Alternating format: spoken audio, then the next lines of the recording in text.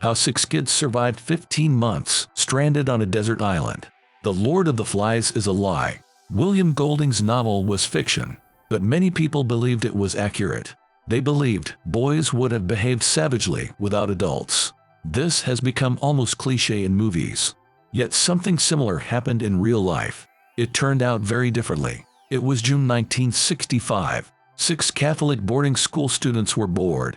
The boys, aged 13 to 16, decided to run away. All this happened in Tonga, a tiny Pacific island nation. Escaping was relatively easy. The boys stole a fisherman's boat.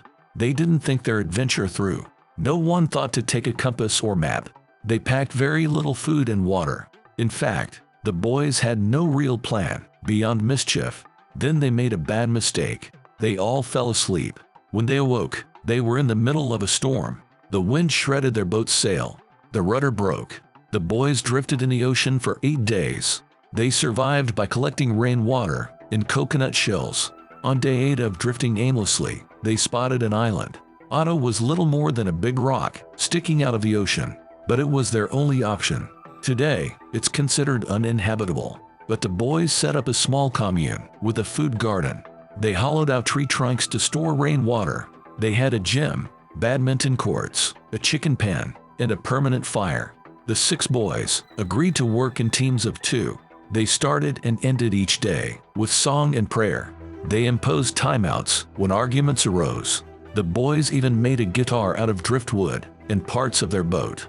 They initially survived on fish, coconuts, tame birds, and seabird eggs. But as they explored, they reached the top of the island. The boys discovered a volcanic crater there. Humans had lived there about 100 years previously. Within the crater, chickens had been reproducing during all this time. At one point, one of the boys broke his leg in a fall. The others set it with sticks and vines. It healed perfectly. The boys would spend 15 months on Otta. Peter Warner, a fishing fleet captain, found the boys in winter 1966. Through his binoculars, he saw burned patches on the cliffs of Otta. For an uninhabited island, this was puzzling. Warner took a closer look. To his amazement, he saw a boy with shoulder-length hair. The boy leaped from the cliffs into the water. More boys appeared and followed him into the sea. They screamed and frantically swam for Warner's boat. When the first boy reached it, he cried out, "My name is Steven, there are 6 of us, and we think we've been here for 15 months.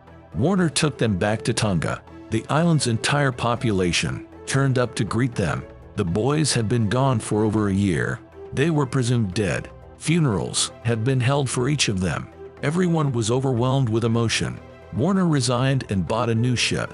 He had found his new crew on Otta. He offered the boys a chance to see the world beyond Tonga. That was their dream when they stole the fishing boat. Despite their experience at sea, they all accepted. So this adventure had a happy ending. Unlike Golding's book,